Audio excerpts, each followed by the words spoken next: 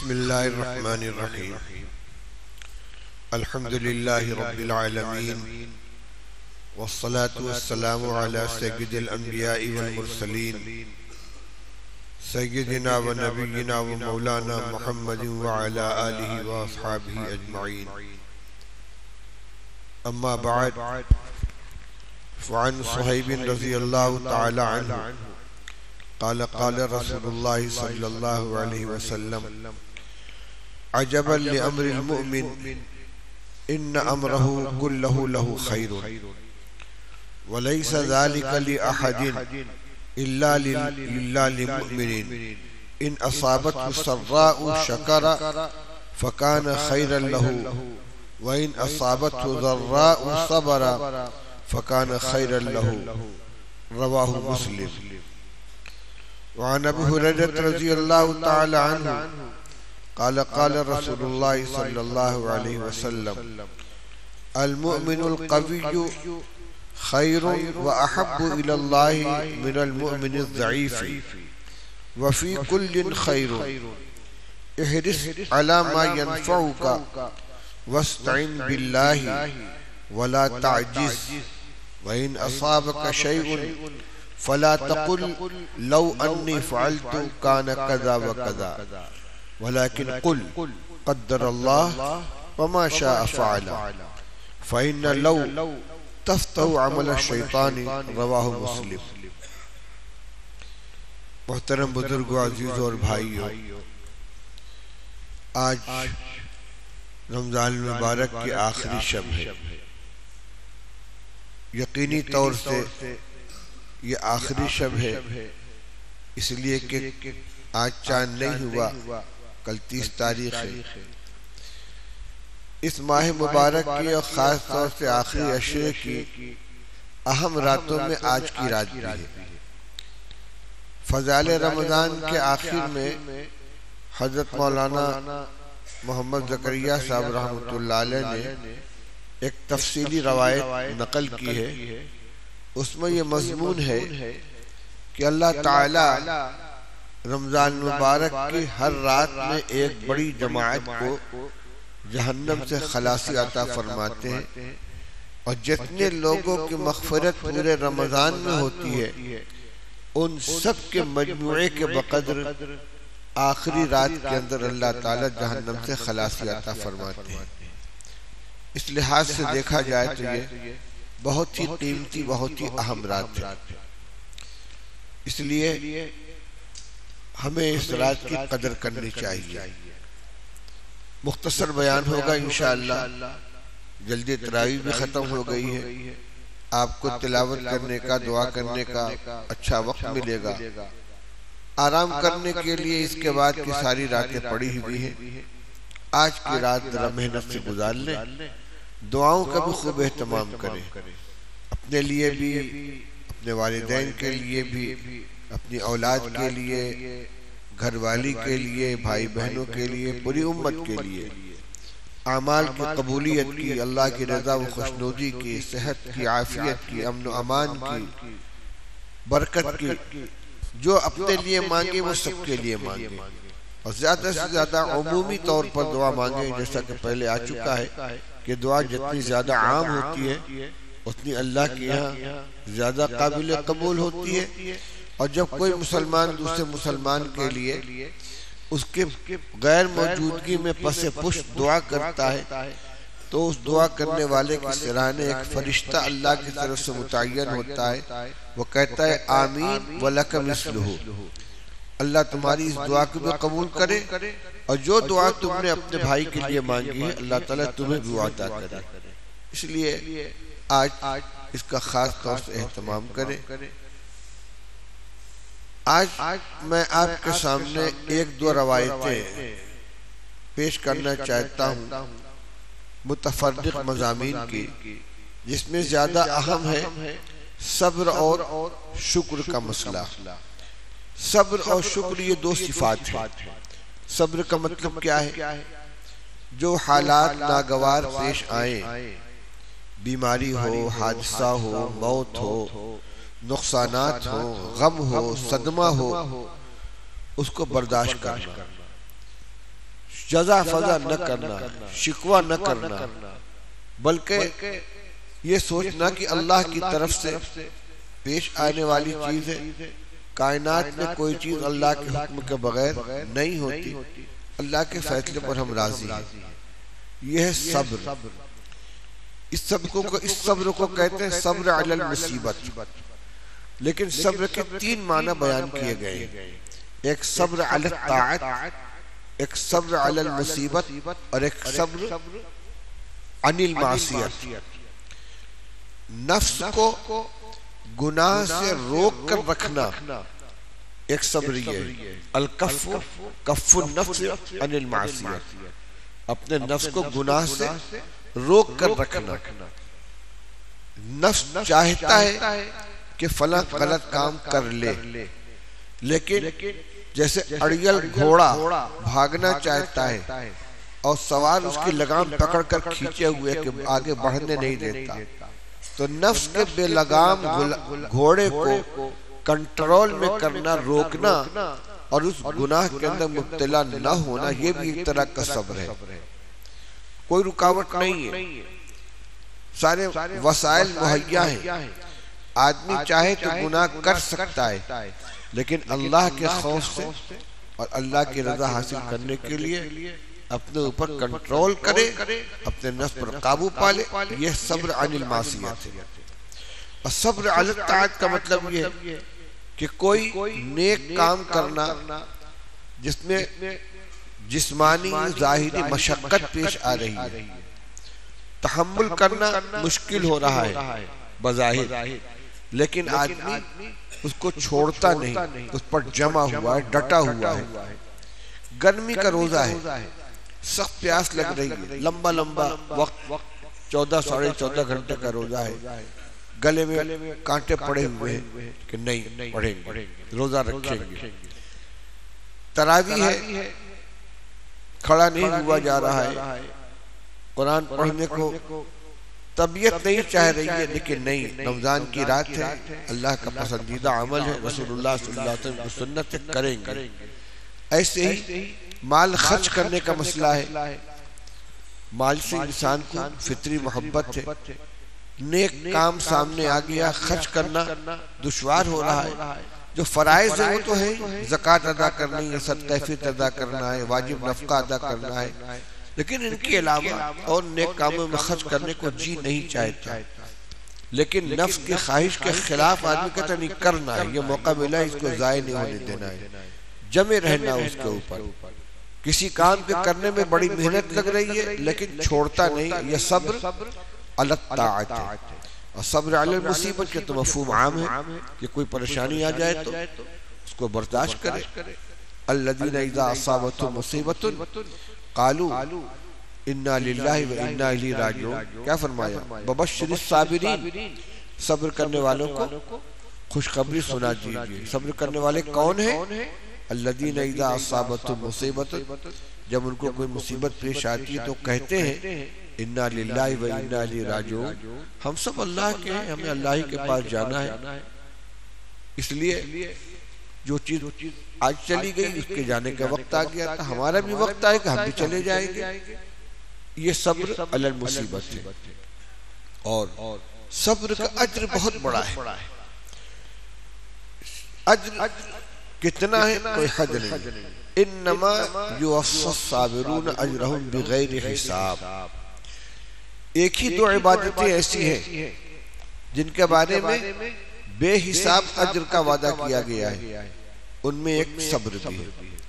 انما یوفی الصابرون اجرہم بغیر حساب، اللہ تعالیٰ فرما رہے ہیں کہ صبر کرنے والوں کو ان کا اجر بے حساب عطا کیا جائے گا، شمار نہیں، گنتی نہیں کتنا ملے گا۔ اللہ کے رسول صلی اللہ علیہ وسلم کو بڑے سخت حالات پیش آئے، دشمنوں کی طرف سے ایذا رسانیاں کی گئی ہیں، تکلیفیں پہنچائی گئی ہیں، گلے میں چادر ڈال کر اینٹھا گیا ہے، پشت مبارک کے اوپر اوجھل ڈالی گئی ہے، پتھر مار مار کے زخمی کیا گیا ہے، آخر میں گھر بار چھوڑ کر آپ ہجرت کر کے مدینہ طیبہ تشریف لے گئے۔ آپ کو بھی اللہ تعالیٰ صبر کی تلقین فرماتے ہیں، فاصبر وما صبرک الا باللہ، آپ صبر کیجئے اور آپ کا صبر اللہ کی توفیق سے ہوگا. فاصبر کما صبر اولو العزم من الرسل، جیسے اور اولو العزم پیغمبروں نے صبر کیا ہے آپ بھی صبر کیجئے. رسول اللہ صلی اللہ علیہ وسلم نے واقعی اس درجے کا صبر کیا جس کے نظیر پیش نہیں کی جا سکتی. اللہ تعالیٰ نے صبر کرنے والے بعض انبیاء علیہ السلام کی تعریف فرمائی ہے. حضرت ایوب علیہ السلام کے بارے میں فرمایا نعم العبد، بہت بہترین بندے تھے. ان کی خاص صفت کیا تھی؟ صبر کرنے والے تھے. ابراہیم علیہ السلام نے جب اپنے صاحبزادے حضرت اسماعیل سے آ کر کہا یا بنیا انی ارا فی المنام انی اذبحک فانظر ماذا تری، بیٹے میں نے خواب دیکھا ہے کہ میں تم کو قربان کر رہا ہوں، ذبح کر رہا ہوں، کیا رائے ہے؟ یعنی مجھے تو اس پر عمل کرنا ہے، تمہاری کیا رائے ہے؟ خوشی سے آمادہ ہو گئے یا مجھے زبردستی کرنا ہوگا؟ یہ معنی بھی ہو سکتا ہے. یہ بھی ہو سکتا ہے کہ میں نے یہ خواب دیکھا ہے، تمہارے خیال میں یہ کیا ہے؟ خواب ہے، ذبح کرنا مقصود ہے یا کچھ اور ہے؟ صاحبزادے نے کیا کہا؟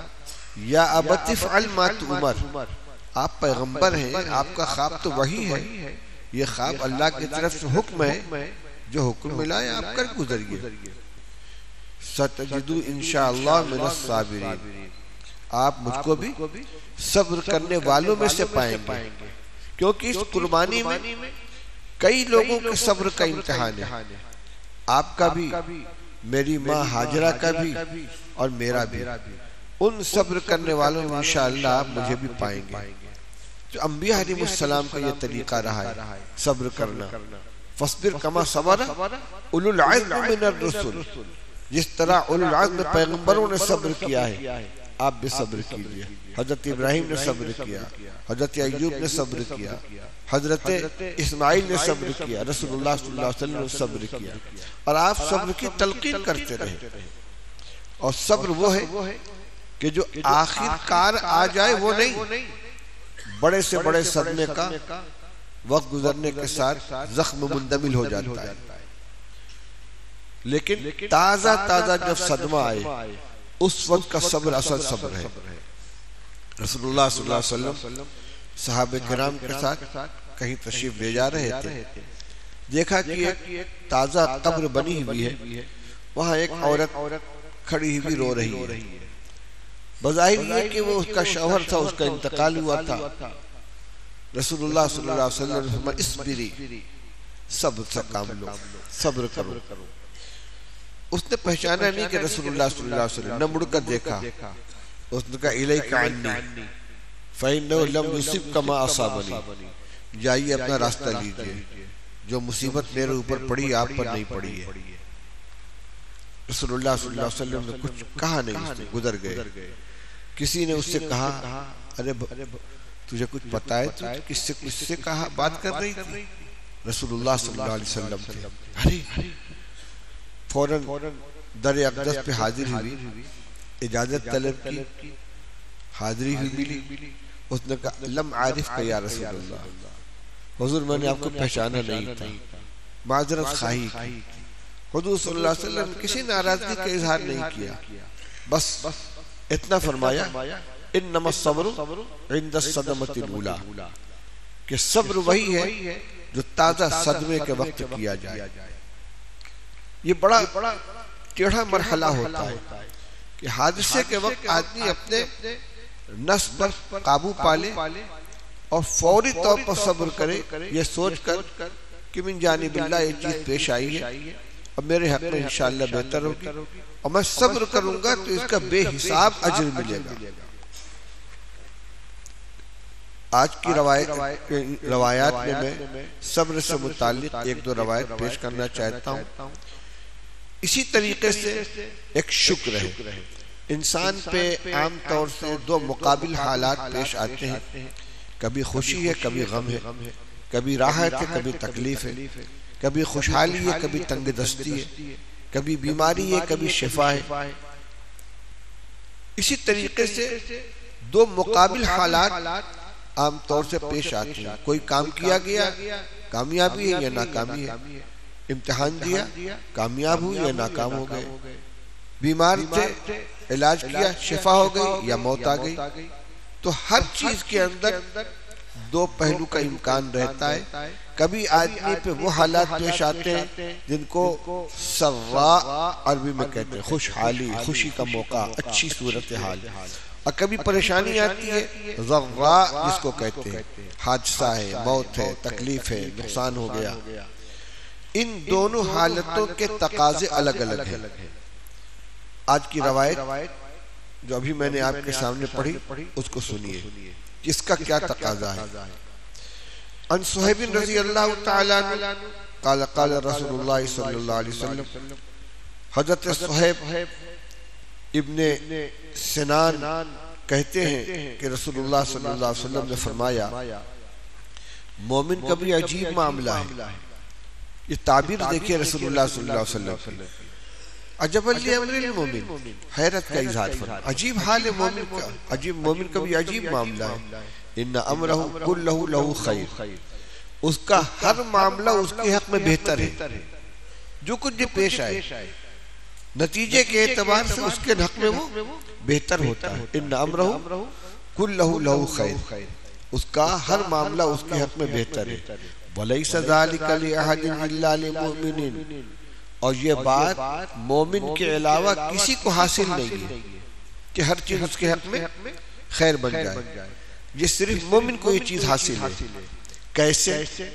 فرمائے ان اصابت السراء شکر فکان خیرا لہ, اگر اسے کوئی اچھی حالت پیش آتی ہے اللہ کا شکر ادا کرتا ہے تو یہ اچھی حالت اس کے حق میں خیر بن جاتی ہے, کیونکہ نعمت تو ملی ہی ہے, اس پر اس نے اللہ کا شکر ادا کر کے اس کو مزید انعام بنا دیا, اللہ کی رضا و خوشنودی کا ذریعہ بنا لیا. اور سنجزی الشاکرین, اللہ تعالیٰ فرماتے ہیں کہ ہم شکر کرنے والوں کو بدلہ عطا فرمائیں گے. اس کی فہرست میں آ گیا, اس زمرے میں شامل ہو گیا جس کی جزا دینے کا اللہ نے وعدہ فرمایا. اور لَإِن شَكَرْتُمْ لَأَزِيدَنَّكُمْ, کہ اگر تم شکر ادا کریں گے تو ہم تمہاری نعمت میں اور اضافہ کریں گے. اس انعام کا مستحق ہو گیا. تو یہ جو نعمت ملی تھی وہ تو نعمت تھی ہی, لیکن شکر کرنے کی وجہ سے وہ نعمت اس کے لیے مزید نعمتوں کا ذریعہ بن گئی. آخرت کی جزا اور دنیا میں نعمتوں میں اضافہ. وَإِن اصابت ضراء صبر فکان خیر لہ, اور اگر اس کو کوئی تکلیف پہنچتی ہے, مومن کو کوئی تکلیف پہنچتی ہے, کسی کا انتقال ہو گیا, کوئی چیز ٹوٹ پھوٹ گئی, آگ لگ گئی, چوری ہو گئی, حادثہ پیش آ گیا, ایکسیڈنٹ ہو گیا, جو بھی نقصان ہوا, جو بھی پریشانی ہوئی, جو بھی غم پیش آیا, صبر کیا, فکان خیر لہ, یہ اس کے حق میں خیر بن گیا. پریشانی جو ہوئی تھی اس پریشانی پر صبر کرنا اس کے لیے خیر بن گیا, اور وہ پریشانی اس کا سبب بنی. اس لیے کہ صبر جو ہوگا وہ تو کسی حادثے ہی کسی پریشانی کے پر تو ہوگا. صبر کی جو ایک قسم آخر نے بتلائی, صبر علی مصیبت, یہ اسی وقت ہوگا جب کوئی نقصان ہو جائے. تو بظاہر تو وہ نقصان غم کی اور تکلیف کی چیز ہے, لیکن صبر کر کے اس نے اس کو اپنے حق میں خیر بنا لیا. اور یہ چیز مومن کے علاوہ کسی کو حاصل نہیں ہے, کیونکہ مومن ہی کو صبر پر اللہ کی طرف سے صلہ ملتا ہے. کافر کے صبر کا آخرت میں صلہ نہیں ملے گا. اور صبر کے کتنے صلے ہیں؟ ان اللہ مع الصابرین, اللہ صبر کرنے والوں کے ساتھ ہے. کس قدر لذت ہے اس کے اندر, اللہ کی معیت حاصل, اللہ ساتھ ہے, بے سہارا نہیں صبر کرنے والا.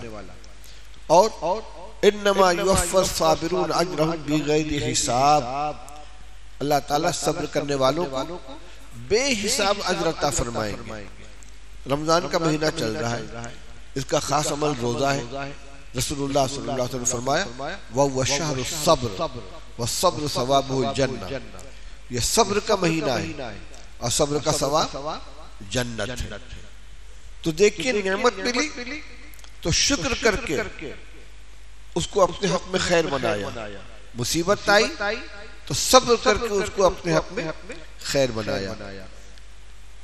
ایک روایت اور یاد آ گئی، عن عمرو بن شعیب عن ابی عن جدی رضی اللہ تعالی عنہ قال قال رسول اللہ صلی اللہ علیہ وسلم خصلتان من کانتا فیہ کتبہ اللہ شاکرا صابرا من نظر فی دینہ الی من هو فوقہ فاقتدى بہ ونظر فی دنیاہ الی من هو دونہ فحمد اللہ علی ما فضلہ اللہ علیہ کتبہ اللہ شاکرا صابرا ومن نظر فی دینہ الی من هو دونہ ونظر فی دنیاہ الی من هو فوقہ فأسف علی ما فاتہ منہا لم یکتبہ اللہ شاکرا ولا صابرا او کما قال رسول اللہ صلی اللہ علیہ وسلم۔ عبداللہ ابن عمرو ابن عاص رضی اللہ تعالیٰ عنہ راوی ہے کہ رسول اللہ صلی اللہ علیہ وسلم نے ارشاد فرمایا، دو عادتیں، دو خصلتیں ایسی ہیں کہ جس شخص میں یہ دونوں خصلتیں پائی جائیں گی اللہ تعالیٰ اس کو اپنے یہاں شاکر بھی لکھ لیں گے، صابر بھی لکھ لیں گے کہ یہ میرا شکر گزار بندہ ہے اور یہ میرا صبر کرنے والا بندہ ہے۔ اور جب اس کا شمار شاکر اور صابر بندوں میں ہو گیا تو اب صبر اور شکر کے اوپر دنیا اور آخرت میں جو کچھ ملتا ہے سب ملے گا، جزا بھی ملے گی، انعام بھی ملے گا، ثواب بھی ملے گا، اللہ کی رضا و خوشنودی بھی حاصل ہوگی۔ یہ تمغہ مل گیا اس کو کہ یہ شاکر ہے اور صابر ہے۔ جبکہ اللہ تعالیٰ فرماتے ہیں قلیل من عبادی الشکور، میرے بندوں میں بہت کم ہے جو شکر کرنے والے ہیں۔ اعملوا آل داؤد شکرا، داؤد علیہ السلام سے اللہ تعالیٰ فرماتے ہیں اے داؤد کا گھرانے والوں عمل کرو شکر کے طور پر۔ وقلیل من عبادی الشکور، شکایت ہے میرے بندوں میں شکر گزاری کا حق ادا کرنے والے بہت کم ہوتے ہیں۔ لیکن یہ جو دو عادتیں ہیں جن کا تذکرہ اس حدیث میں کیا گیا ہے یہ ایسی ہیں کہ اگر ان کو اختیار کر لیا جائے، ان کی عادت ڈال لی جائے تو خود اللہ تعالیٰ اس کا نام شاکر، شکر کرنے والا اور صابر لکھ لیتے ہیں۔ وہ دو خصلتیں کیا ہیں؟ اللہ تعالیٰ ان کو ہمیں اختیار کرنے کی توفیق عطا فرمائے۔ یہ ہماری زندگی کا ایک معیار ہے، ہمیشہ اسی معیار کے اعتبار سے ہم خوشی اور غمی کو، راحت اور تکلیف کو دیکھیں، دین اور دنیا کی تمام چیزوں پر ہماری نظر ہو۔ وہ دو عادتیں جس کے اندر یہ دونوں عادتیں پائی جائیں اللہ تعالیٰ اس کو اپنے یہاں اس بندے کو شاکر و صابر لکھ لیتے ہیں۔ فرمایا کہ من نظر فی دینہ الی من هو فوقہ فاقتدی بہ، جو شخص اپنے دین میں اپنے سے اوپر والے پر نظر ڈالے اور اس کی اقتدا کرے، دینداری میں جو اس سے بڑھا ہوا ہے، کسی بھی قسم کی دینداری ہو، نماز کا اہتمام اس سے زیادہ کرتا ہے، صدقہ خیرات اس سے زیادہ کرتا ہے، خدمت خلق اس سے زیادہ کرتا ہے، ہر طرح کی نیکی، چاہے وہ اللہ کی عبادات کے سلسلے میں ہو، اخلاق اور معاملات کے سلسلے میں، مخلوق کے ساتھ حسن سلوک کے سلسلے میں ہو، والدین کی خدمت کے سلسلے میں ہو، چھوٹوں پر شفقت وغیرہ کے سلسلے میں، جتنی نیکی کے کام ہیں ان سب میں اپنے سے زیادہ اچھا کام کرنے والے پر نظر ڈالتا ہے، پھر اس کی اقتدا کرتا ہے، اس کی نقل کرتا، میں بھی ایسا کروں۔ وَنَظَرَ فِي دُنْيَاهُ إِلَى مَنْ وَدُونَهُ، اور دنیا کی چیزوں میں ہمیشہ اپنے سے کمزور انسانوں پر نظر ڈالتا ہے، جس کا مکان میرے مکان سے گھٹیا ہے، جس کی سواری میری سواری سے گھٹیا ہے، جس کی آسائشیں، راحتیں، آمدنی، کاروبار، ساری چیزیں مجھ سے کم ہیں، ان پر نظر ڈالتا ہے اور ان سے اپنا موازنہ کرتا ہے۔ فحمد اللہ علی ما فضلہ اللہ علیہ، پھر اللہ کا شکر ادا کرتا ہے کہ اللہ نے مجھ کو اس پر فوقیت عطا فرمائی ہے، اس سے اچھا مجھے رکھا ہے۔ کتبہ اللہ شاکرا صابرا، اللہ تعالیٰ اس کو شاکر و صابر لکھ لیتے ہیں۔ کیا معیار ہوا؟ دین کے معاملات میں نظر اپنے سے زیادہ دیندار کے اوپر، اس سے موازنہ، اس سے مقابلہ، اور صرف مقابلہ نہیں بلکہ اس کی نقل کرنے کی کوشش، اس جیسا بننے کی کوشش، اور اس پر بس نہیں ہے بلکہ جس مرحلے پر پہنچ گیا اب اس سے اوپر والے کو دیکھ رہا ہے، اس سے بھی تو زیادہ دیندار ہوں گے، اب ان کی نقل کرنے کی کوشش کر رہا ہے۔ اللہ نے اس کی بھی توفیق عطا فرمائی، اس سے اوپر والے کو دیکھا، اس کی نقل کرنے کی کوشش کر رہا ہے، ہر قدم آگے بڑھتا چلا گیا۔ یہ شاکر ہے۔ کیوں؟ اس لیے کہ اللہ کی نعمتوں کی قدر کر رہا ہے اور ان کا صحیح استعمال کر رہا ہے، اور دوسری طرف اللہ تعالیٰ نے دنیا کے اعتبار سے اس کو جو معیار عطا کیا ہے اس میں اس کی نظر اپنے سے کمزور لوگوں کے اوپر ہے اور ان سے اپنا موازنہ کر رہا ہے۔ جب ان سے موازنہ کرتا ہے تو اپنے کو اس سے بہتر پاتا ہے، اللہ کا شکر بھی ادا کرتا ہے کہ اللہ نے مجھ کو اس سے بہتر فرق رکھا ہے۔ اگر یہ اوپر والے کی طرف دیکھتا تو کچھ وہ چیزیں اس کو نظر آتی کہ جو ان کے پاس ہے میرے پاس نہیں ہے، تو ناشکری پیدا ہوتی۔ جب نیچے والے کو دیکھ رہا ہے تو اپنے کو اس سے بہتر پا رہا ہے۔ تو یہ دونوں چیزیں ہمارے اندر ہونی چاہیے، دینداری میں، اچھے کاموں میں اپنے سے اونچے انسان کو دیکھیں اور اس کی پیروی کرنے کی کوشش کریں، دنیاوی چیزوں میں ہمیشہ اپنے سے کمزور کو دیکھیں، اپنے سے غریب کو، اپنے سے زیادہ پریشان حال کو، اپنے سے زیادہ مصیبتوں میں مبتلا انسان کو، اور پھر یہ شکر کر اللہ نے مجھ کو اس سے بہتر رکھا ہے، تو شکر کا جذبہ پیدا ہوگا۔ اور فرمایا کہ اللہ تعالیٰ کے ایسا بندہ شاکر و صابر لکھ لیا جاتا ہے۔ مضمون پورا ہو گیا، لیکن اس کو سمجھانے کے لیے اس کی مخالف جو صورت ہے اس کو ہی بیان فرمایا کہ جس کا معاملہ اس کے برعکس ہو، من نظر فی دینہ الی من ہوا دونہ، جس نے دین کے معاملے میں اپنے سے کمزور نیچے والے کو دیکھا، وَنَظَرَ فِي دُنْيَاهُ إِلَى مَنْ فَوْقَهُ، اور دنیا کے چیزوں میں اپنے سے اچھی حالت والے کو دیکھا، فَأَسِفَ عَلَى مَا فَاتَهُ مِنْهَا، پھر اس کو اس چیز پر افسوس ہونے لگا، تکلیف ہونے لگی جو اس کے پاس نہیں ہے اور اوپر والے کے پاس ہے۔ لم یکتب اللہ شاکر ولا صابرا، اللہ تعالیٰ کے نہ وہ شاکر لکھا جائے گا نہ صابر لکھا جائے گا، نہ شکر گزار نہ صبر، بلکہ وہ ناشکرہ بے صبرہ ہوگا۔ فرق کیا ہے؟ پہلی قسم میں جو آدمی اپنے سے کمزور انسانوں سے موازنہ کر رہا ہے، اس کی نظر ان نعمتوں پر ہے جو اللہ نے اسے دی ہے، اور جو اوپر والے سے موازنہ کر رہا ہے اس کی نظر ان نعمتوں پر ہے جو دوسرے کے پاس اس کے پاس نہیں ہے۔ اس لیے پہلے والے کا دل شکر سے لبریز ہو جاتا، اللہ نے مجھ کو اس سے اچھا بنایا ہے۔ ایک آدمی ہے جس کی ایک آنکھ کی بینائی چلی گئی، اس کی نظر اندھوں پر پڑتی ہے، اللہ نے میری ایک آنکھ تو بچا رکھی ہے، چیزیں تو دیکھ لیتا ہوں، اور جب وہ دونوں آنکھ والے کو دیکھتا ہے، دیکھے گا، اس سے موازنہ کرے گا تو تکلیف ہوگی۔ یہ فطری چیز ہے، ہر چیز میں۔ ایک آدمی کا 50,000 روپیہ مہینے اس کی آمدنی ہے، اب نہ یہ کہہ سکتے کہ بڑی اچھی حالت میں، نہ یہ کہہ سکتے بہت کرے خراب حالت میں۔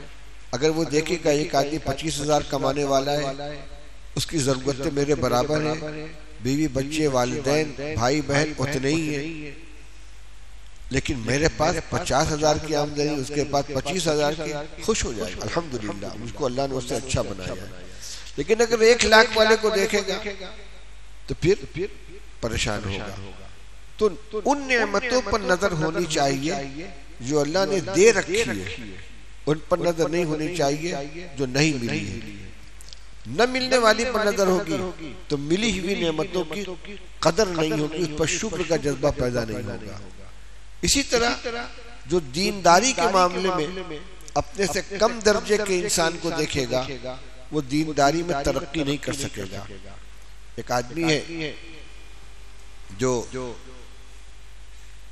جمعہ کی نماز پڑھتا ہے اور باقی نماز کھڈے دار ہے، کبھی پڑھ لیا کبھی نہیں پڑھا.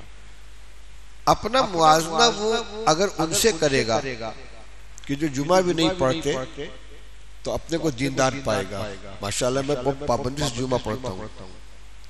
لیکن اگر پنجگانہ نماز پڑھنے والے سے موازنہ کرے گا باقی دیانتداری کے ساتھ تو محسوس کرے گا کہ بہت کوتاہی ہے، یہ پابندی سے 5 وقت کی نماز ادا کرتے میں نہیں کرتا. ایک آدمی ہے وہ روزانہ 1 پارہ کی تلاوت کرتا ہے اور ایک ہے تلاوت نہیں کرتا ہے، کبھی چوتھائی پارہ کر لی کبھی آدھا پارہ کر لیا. اس کو معلوم ہے کہ میرا بھائی اتنا روز پڑھتا ہے میں اس سے کم پڑھتا ہوں، تو شوق پیدا ہوگا. اور اگر اس کو دیکھا کہ جس نے لپیٹ کر رکھ دیا اگلے رمضان کے لیے میں تو کبھی کبھی پڑھ بھی لیتا ہوں. تو دینداری میں ہمیشہ اپنا موازنہ اپنے سے اونچے انسان سے کرنا چاہیے اور اس آگے بڑھنے کی کوشش کرنی چاہیے.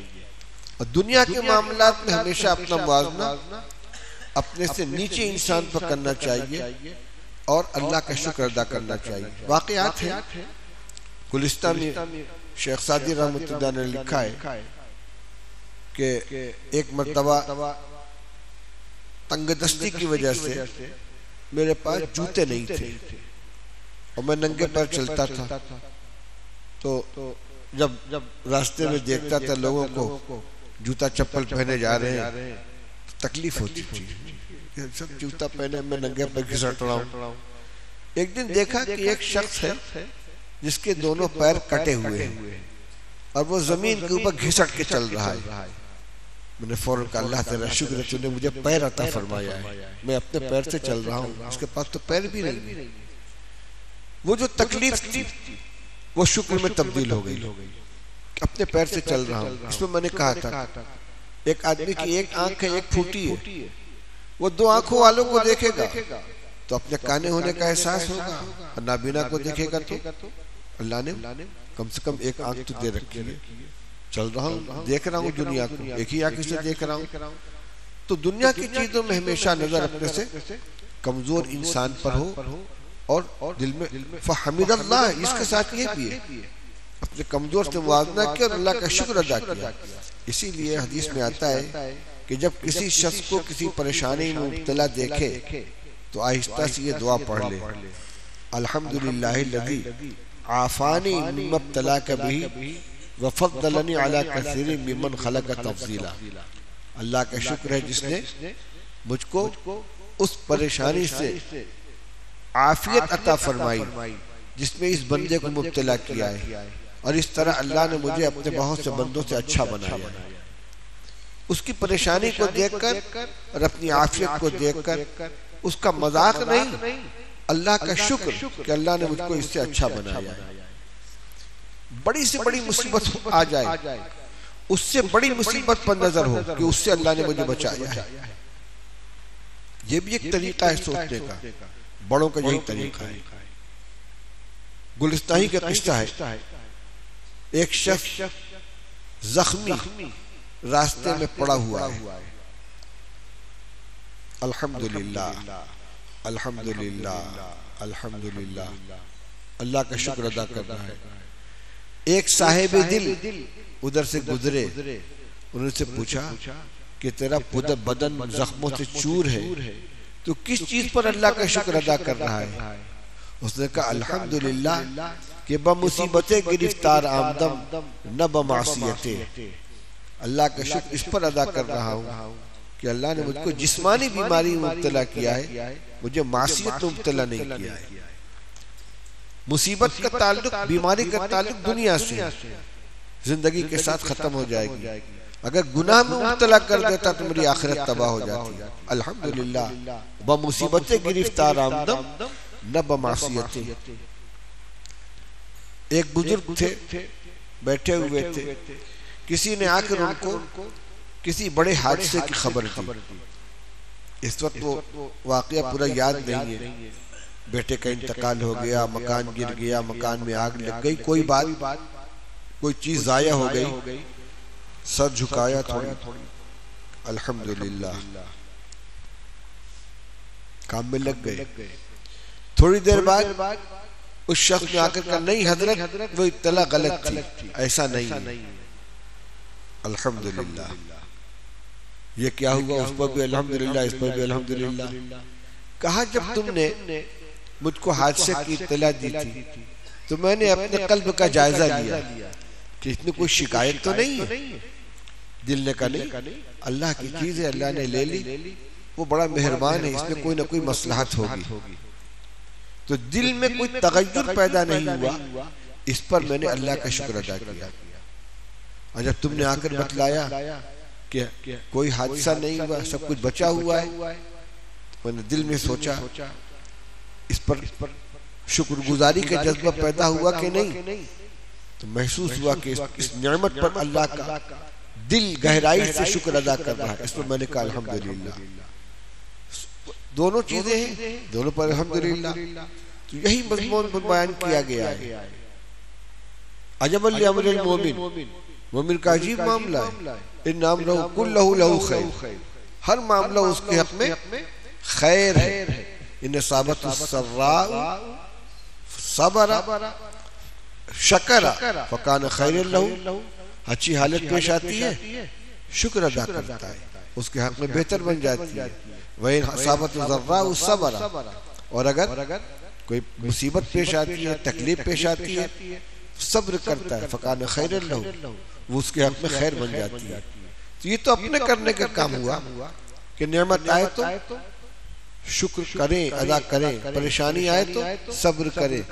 تمغہ دونوں نتیجہ دونوں چیز کے حق میں خیر بن گئی. یہ دونوں روایتیں ہمارے لیے بہت اہم ہیں.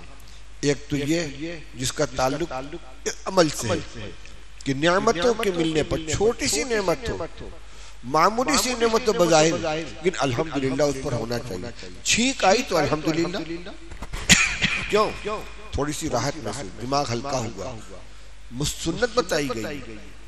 کوئی اچھی خبر سنی الحمدللہ ماشاءاللہ, چاہے اس کا براہ راست ہم سے تعلق ہو یا نہ ہو.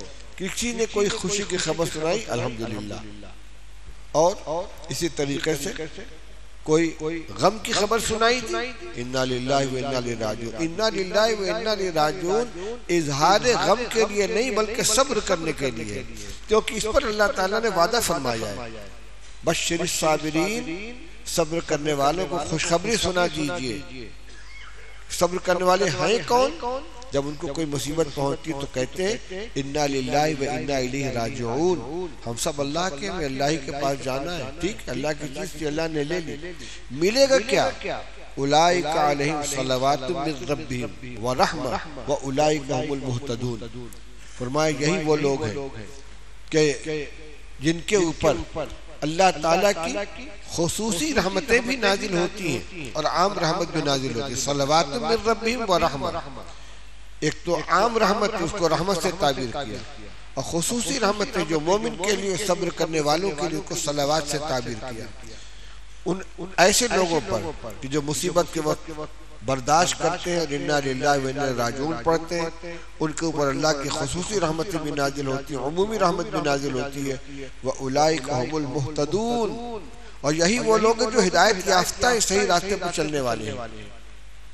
بخاری شریف میں حضرت عمر رضی اللہ تعالیٰ عنہ کا مقولہ ہے, اس آیت کے بارے میں فرماتے ہیں نعم العدلان و نعم العلاوہ, نعم العدلان و نعم العلاوہ, دائیں بائیں کا بوجھ بھی کتنا بہترین ہے اور اوپر کی لدان بھی کتنی اچھی ہے. عرب میں جب کہیں سفر کے لیے لوگ جاتے تھے, تجارتی سفر وغیرہ کے لیے, تو اونٹ کے اوپر بیٹھ کر دونوں طرف بڑے بڑے تھیلے لٹکا لیتے تھے، سامان اس میں بھر لیتے تھے، اور کچھ بچا ہوا سامان گٹھر بنا کر اوپر رکھ لیتے تھے. تو دائیں بائیں کے دو گٹھر تو عدلان ہو گئے اور اوپر ہو گیا علاوہ اوپر کا. تو فرمایا کہ دو گٹھر تو یہ مل گئے صلوات اور رحمہ، اور ایک یہ مل گیا محتدون، صبر کرو. تو ہدایت یافتہ ہونے کا انعام اوپر ملا آخر میں، اور صلوات من ربی و رحمہ، خصوصی رحمت اور عمومی رحمت میں حصہ بھی ملا. کیا بہترین چیز ہے. حضرت عمر رضی اللہ عنہ مزہ لے کے فرما رہے نعم الادلان و نعم العلاوہ. کتنا بہترین ہے یہ دو بوجھ دائیں بائیں کے، اور کتنا بہترین اوپر کا سامان. یہ سب باتیں عرض کی جا رہی ہیں. اللہ مجھے بھی توفیق عطا فرمائے. وقت پر ان کو یاد کرنا چاہیے. جیسے وہ عورت کا قصہ ابھی آپ کو سنایا گیا کہ قبر کے پاس کھڑی رو رہی تھی، اور رسول اللہ صلی اللہ علیہ وسلم فرمایا اصبری، صبر کر. جب اس نے آ کر معذرت کی یا رسول اللہ آپ کو پہچانا نہیں تھا، تو آپ نے کیا فرمایا؟ انما الصبر عند الصدمۃ الاولى، تازہ صدمے کے وقت برداشت کرنا یہ صبر ہے، اور اجر اسی کے اوپر ہے.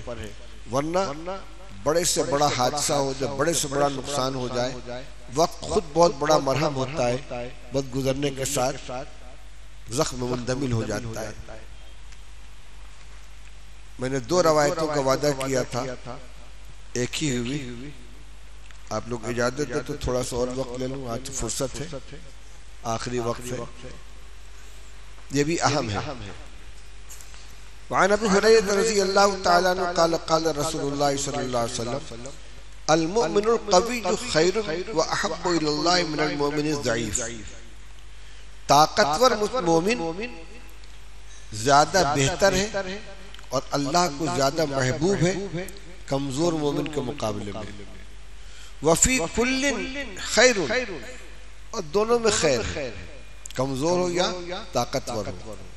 احرص علی ما ینفعک، جو چیز تمہارے لیے نفع بخش ہو اس کو حاصل کرنے کی خوب کوشش کرو.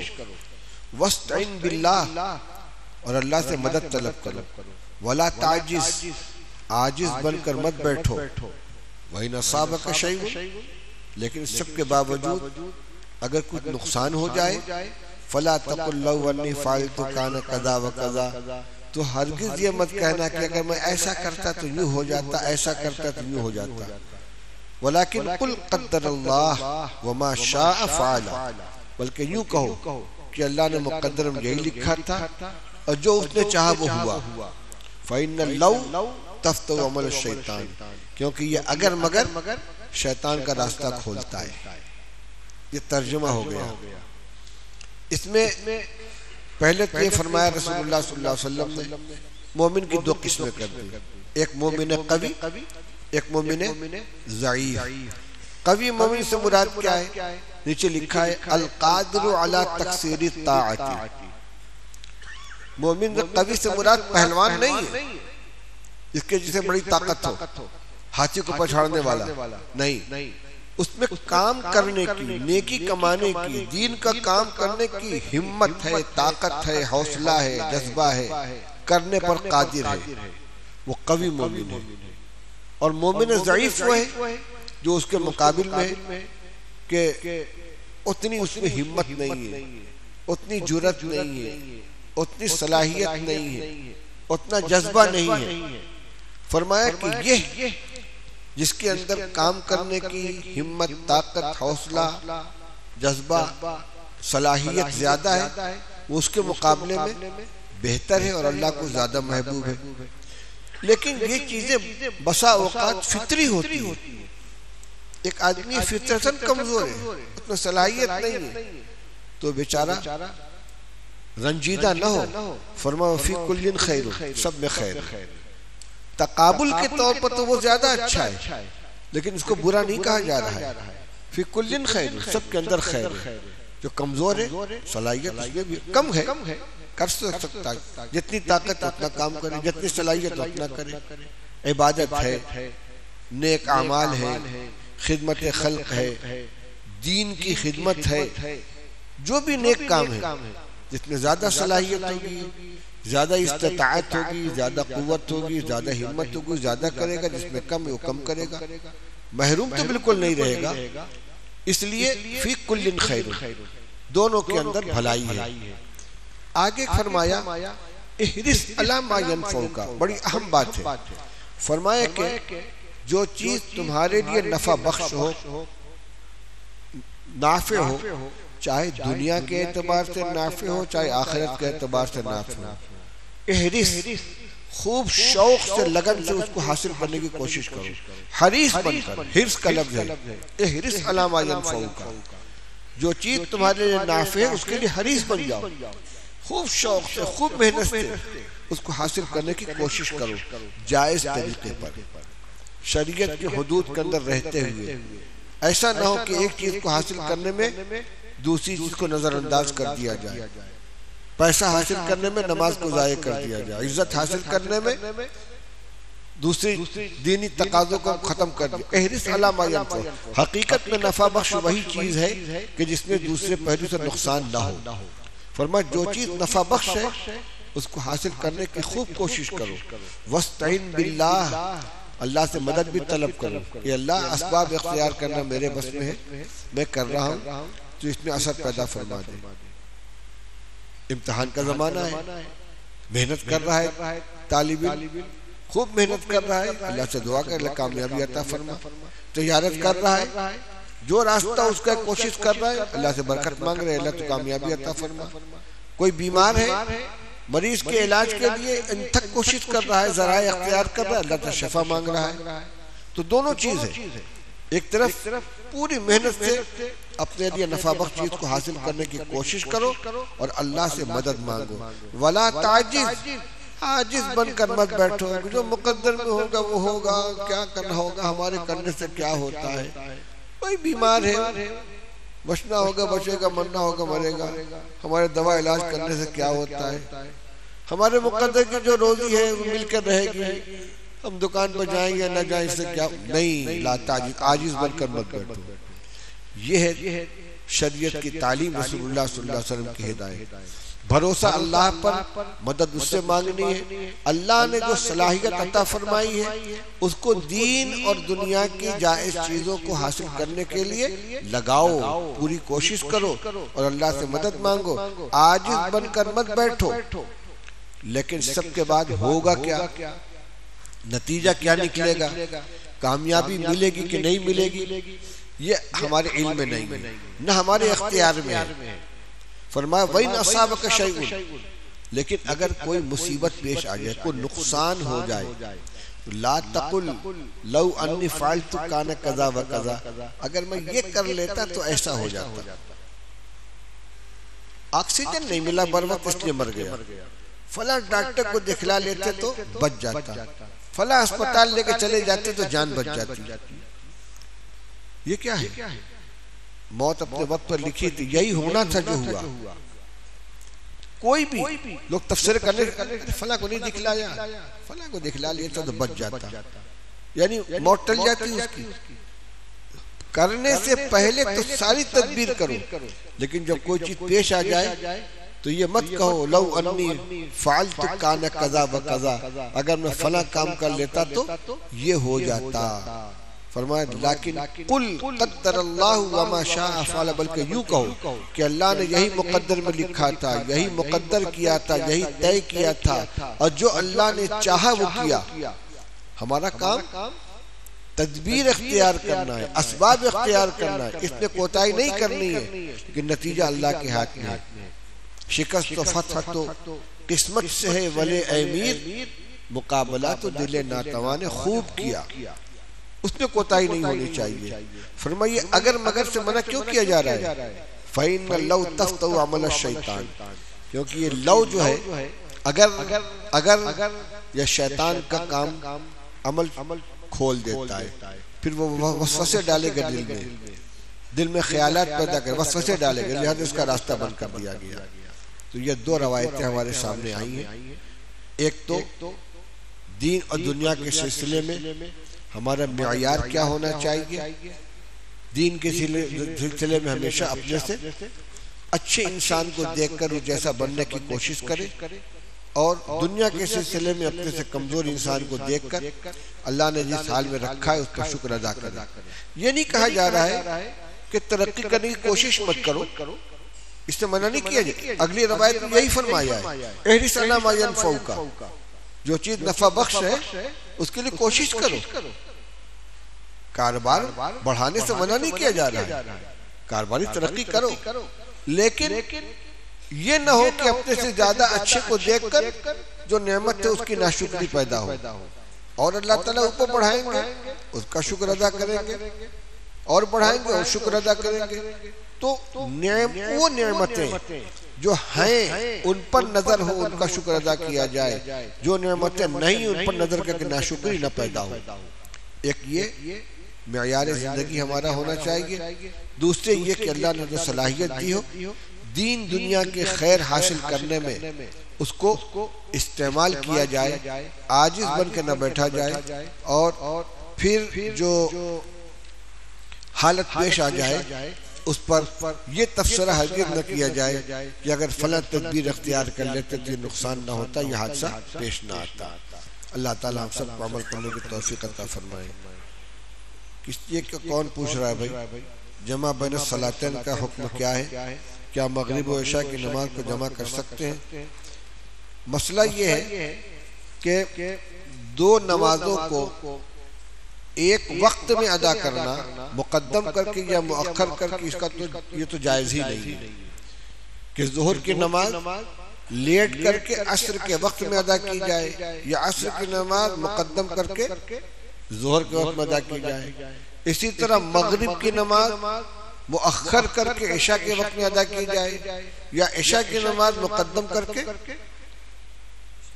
مغرب کے وقت میں ادا کی جائے. یہ جائز نہیں ہے. صرف حج کے اندر عرفات کے میدان میں عصر کی نماز مقدم کر کے ظہر کے ساتھ ادا کی جاتی ہے، اور مزدلفہ کے میدان میں مغرب کی نماز مؤخر کر کے عشاء کے ساتھ جمع کی جاتی ہے. عرفات میں عصر کو مقدم کر کے ظہر کے وقت میں ظہر کے ساتھ پڑھتے ہیں، اور مزدلفہ میں مغرب کو مؤخر کر کے عشاء کے وقت میں عشاء کے ساتھ پڑھتے ہیں. اور اتنی شرط ہے کہ مغرب کی نماز اگر اپنے وقت میں ادا کر لے گا حاجی تو نماز ادا نہیں ہوگی. ان دو کے علاوہ کہیں کوئی نماز جمع بین الصلاتین جائز نہیں ہے. البتہ سفر وغیرہ میں اگر عجلت ہے، رکنے کا موقع نہیں ہے، تو اس کی گنجائش ہے کہ صورتاً دونوں کو جمع کر لیا جائے. یعنی مغرب کی نماز کو مغرب کے آخر وقت میں ادا کیا جائے، اور چند منٹ توقف کر کے جب یقین ہو جائے کہ اب عشاء کا وقت شروع ہو گیا ہے تو عشاء کی نماز پڑھ لی جائے. بخاری شریف میں عبداللہ ابن عمر رضی اللہ تعالیٰ عنہ کا یہی عمل نقل کیا گیا ہے، اور خود رسول اللہ صلی اللہ علیہ وسلم کے بھی عمل نقل کیا گیا ہے کہ رسول اللہ صلی اللہ علیہ وسلم اگر زوال سے پہلے سفر شروع کر دیتے تھے تو ظہر نہیں پڑھتے تھے، چلتے رہتے تھے، اور ظہر کا جب وقت ختم ہونے کے قریب ہوتا تو راستے میں اترتے تھے، ظہر کی نماز ادا کرتے، پھر تھوڑا سا ٹھہرتے پھر عصر پڑھ لیتے. اسی طرح مغرب کی نماز تاخیر سے ادا کرتے اور تھوڑا سا ٹھہرتے تھے، پھر عشاء کی نماز ادا کرتے تھے. شارحین کہتے ہیں کہ تھوڑا سا ٹھہرنا اسی لیے تھا تاکہ یقین ہو جائے کہ پہلی نماز کا وقت ختم ہو کر دوسری نماز کا وقت شروع ہو گیا. اب حدیث میں یہ بھی ہے کہ اگر ظہر کا وقت شروع ہو جاتا تھا تو آپ ظہر کی نماز پڑھ کے روانہ ہوتے تھے، عصر نہیں پڑھتے تھے، اس کے ساتھ مقدم نہیں کرتے تھے. وقت شروع ہو جاتا تو صرف ظہر پڑھ کے نکلتے تھے، اور اگر وقت شروع نہیں ہوتا تھا تو روانہ ہو جاتے تھے، اور ظہر کے آخر وقت میں ظہر اور عصر کے اول وقت میں عصر کی نماز ادا کرتے تھے. تو حالات کا تقاضا ہو، عجلت ہو، سفر وغیرہ ہو، تو صورتاً دونوں نمازوں کو جمع کیا جا سکتا ہے. ایک نماز آخر وقت میں، دوسری نماز اول وقت میں، یہ قریب آ جائے.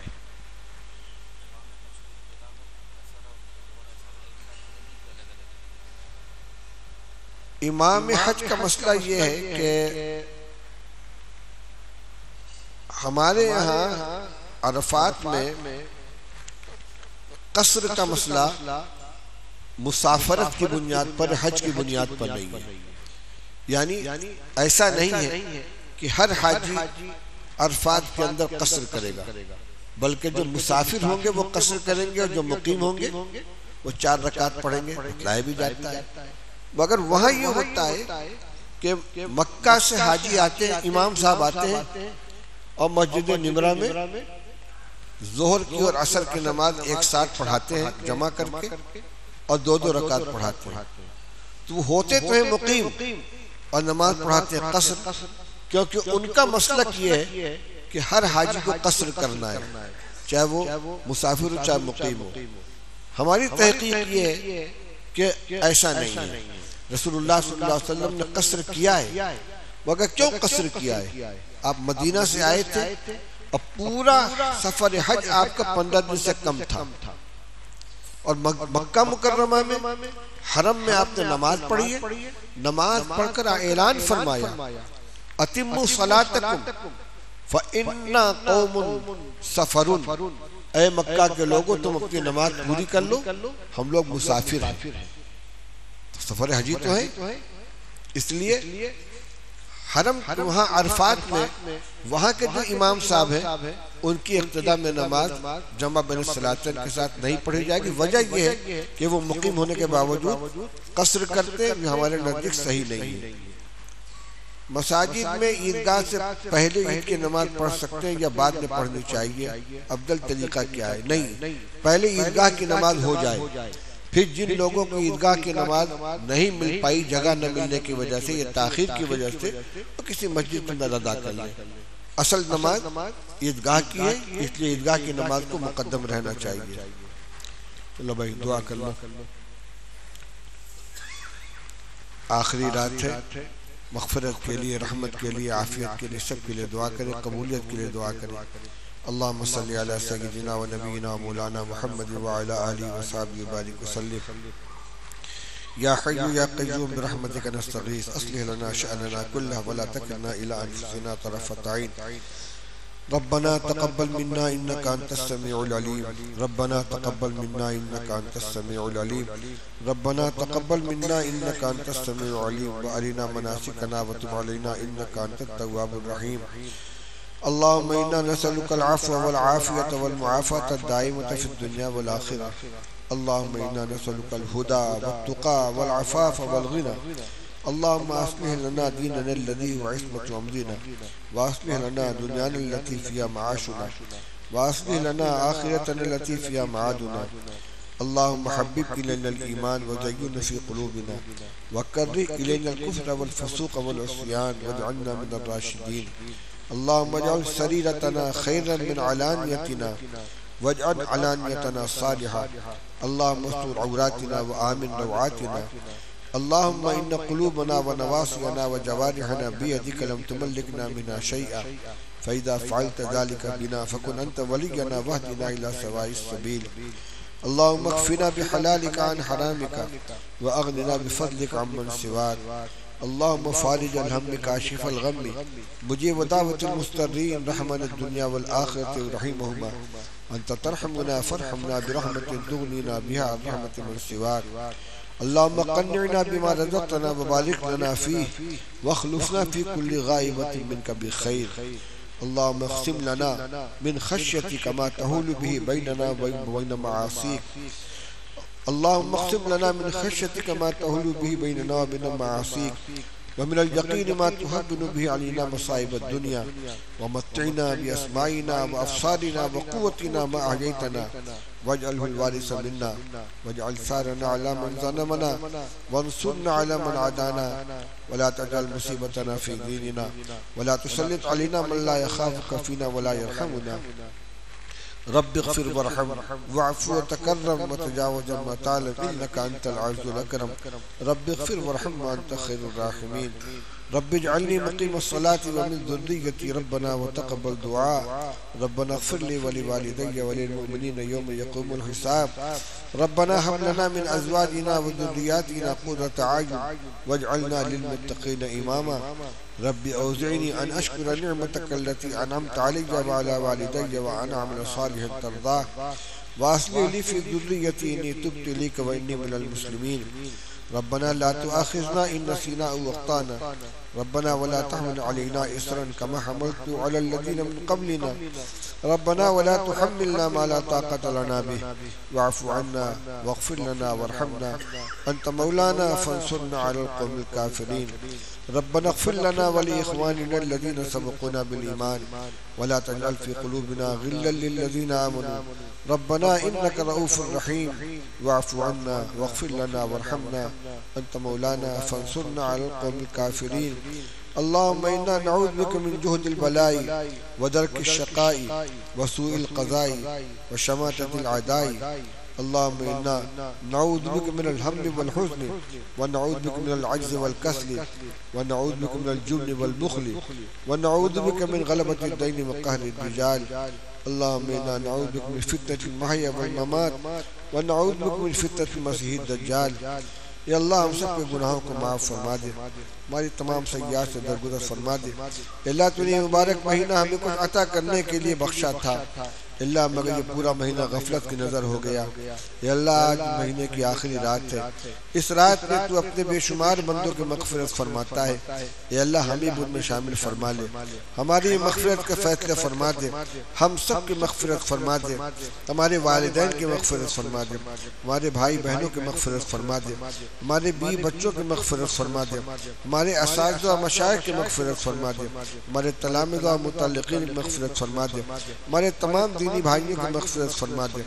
ہر ایمان والے مرد و عورت کی مغفرت فرما دے اے اللہ ہمارے قلوب تیرے قبضے قدرت میں ہے اے اللہ نیکیوں کا جذبہ پیدا فرما دے گناہوں سے نفرت عطا فرما اے اللہ ہمارے پیشانی کے بال پکڑ کر اپنے نیکی کے راستے پر لگا دے دلوں کو گناہوں سے پاک فرما دے اے اللہ برکت والی حلال روزی عطا فرما حرام و مشتبہ سے ہماری حفاظت فرما اے اللہ ہمارے تمام اعضاء و جوارح کو گناہوں سے پاک فرما دے نگاہوں کو خیانت سے پاک فرما دے دل کو نفاق و ریا سے پاک فرما دے بغض و کینے سے پاک فرما دے حب مال و حب جاہ سے پاک فرما دے خود غرضی سے پاک فرما دے حرص و طمع سے پاک فرما دے اے اللہ ہمیں توکل عطا فرما قناعت عطا فرما تواضع عطا فرما ایثار عطا فرما خوش خلقی عطا فرما اے اللہ ہمیں اچھے اخلاق سے مدین فرما دے اخلاق سیئہ اور اعمال سیئہ سے ہماری پوری حفاظت فرما یا اللہ نیک اعمال کی توفیق عطا فرما اے اللہ اس مہینے کے اندر جو کچھ ٹوٹے پھوٹے اعمال تیری توفیق سے ہوئے ہیں اے اللہ میں جو کوتاہیاں ان کو معاف فرما دے نمازوں کی کوتاہیوں کو معاف فرما دے تراویح کی کوتاہیوں کو معاف فرما دے قرآن پاک کے پڑھنے اور سننے میں جو غلطیاں ان کو معاف فرما دے تلاوت میں جو غلطیاں ان کو معاف فرما دے اور اپنے نیک بندوں کے اعمال کی طرح اے اللہ اپنے فضل سے سب کو قبول فرما لے اے اللہ ہماری عمروں میں بار ماہ مبارک کی آمد کو مقدر فرما اور نیک اور مقبول عبادات کے میں توفیق عطا فرما تیرے نیک بندے پورے جہان میں جہاں جہاں تو اس سے خیر کی دعائیں مانگ رہے ہیں اے اللہ ان کے دعاؤں میں ہمارا حصہ مقدر فرما ہماری دعاؤں میں ان کا حصہ مقدر فرما اے اللہ تیرے بندوں نے ہم میں سے کسی سے بھی اپنی کسی ضرورت کے لیے دعا کی درخواست کی ہے اے اللہ سب کو ان کے جائز مقاصد کا کامیابی عطا فرما جو بیمار ہیں ان کے شفا عطا فرما جو پریشان حال ان کے پریشانی کو دور فرما جو مقروض ان کے قرض کو ادا فرما جو مقدمات میں گرفتار ہیں ان کو رہائی نصیب فرما جو جیلوں میں پڑے ہوئے اللہ ان کو وہاں سے خلاصی نصیب فرما اے اللہ جن کی اولاد نالائق ہے نافرمان ہے اے اللہ ان بچوں کو بچیوں کو والدین کا اطاعت گزار و فرما بردار بنا دے نیکی کا راستہ اختیار کرنے والا بنا دے اے اللہ ہمارے جو بچے بچیاں غلط راستے پہ جا رہے ہیں عصمت و عفت کو تار تار کر رہے ہیں غیروں کے ساتھ جن بچوں کے تعلقات پیدا ہو رہے ہیں اے اللہ ان سب کو نیک راستے پر چلا دے اے اللہ مہدویت اور عیسائیت کے نام سے جو فتنے چل رہے ہیں، جو گمراہیاں پھیل رہی ہیں، یا اللہ ہمارے ایمان والوں کے ایمان کی حفاظت فرما، ان فتنہ پروروں کے فتنے سے پوری پوری حفاظت فرما، ان فتنوں کا مقابلہ کرنے کے لیے تیرے بندے جو محنتیں کر رہے ہیں ان کے اندر تاثیر پیدا فرما، ان کی مدد فرما، ان کو قوت عطا فرما، تائید غیبی سے نواز دے، اپنے حبیب صلی اللہ علیہ وسلم کے اس آخری دین کی حفاظت فرما۔ یا اللہ حضرت نبی کریم صلی اللہ علیہ وسلم کے اس امت میں جو احسانات ہیں اللہ اس کا بھرپور بدلہ اپنے خزانہ غیب سے عطا فرما۔ ہم سب کی طرح سے نبی کریم صلی اللہ علیہ وسلم کی شان اقدس میں ان کی شایع نشان درود و سلام کا تحفہ اللہ پیش فرما دے۔ آپ کی شفاعت میں ہمارا حصہ مقدر فرما، حوض کوثر پر آپ کے دست مبارک سے جام عطا فرما، محشر کے میدان میں لواء الحمد کی سے جگہ عطا فرما، شفاعت کبریٰ میں ہمارا حصہ نصیب فرما، جنت میں آپ کی معیت نصیب فرما، جنت الفردوس میں اعلیٰ مقام عطا فرما، ہمارے والدین کی مغفرت فرما، جن کے والدین جا چکے ہیں اللہ ان کے بال بال مغفرت فرما، جن کے والدین زندہ ہیں یا ان میں سے کوئی زندہ ہے اللہ ان کو عمر و برکت عطا فرما، ان کی خدمت کرنے کی توفیق عطا فرما، ان کو ہم سے راضی فرما دے اے اللہ، ان کی ناراضگی سے ہماری حفاظت فرما، بچوں کی صحیح تربیت کرنے کی توفیق عطا فرما، چھوٹے بڑے کو حقوق کو ادا کرنے کی توفیق عطا فرما، دین کے ہر تقاضے پر عمل کرنے کی توفیق عطا فرما، ہمارے مساجد کے مدارس کے مکاتب کی خانقاہوں کی دینی تنظیموں کی جماعتوں کی حفاظت فرما، اسلام اور مسلمانوں کے خلاف ہونے والی ہر سازش کو ناکام فرما دے، ہر کوشش کو ناکام فرما دے اے اللہ، ملک کے اندر امن و امان کو عام فرما، خوف و دہشت کو ختم فرما، جان مال عزت آبرو کی حفاظت فرما، سازش کرنے والوں کی سازشوں کو ناکام فرما دے اے اللہ، جو مانگا ہمیں وہ بھی عطا فرما، جو نہیں مانگ سکے ہمیں مانگنا چاہیے بغیر مانگے ہمیں عطا فرما دے، ہماری تمام دعاؤں کو اپنے فضل و کرم سے قبول فرما، ربنا تقبل منا انکا انت السمیع العلیم وتب علینا انکا انت التواب الرحیم، وصلی اللہ تبارک و تعالی علی خیر خلقہ سیدنا و نبینا و مولانا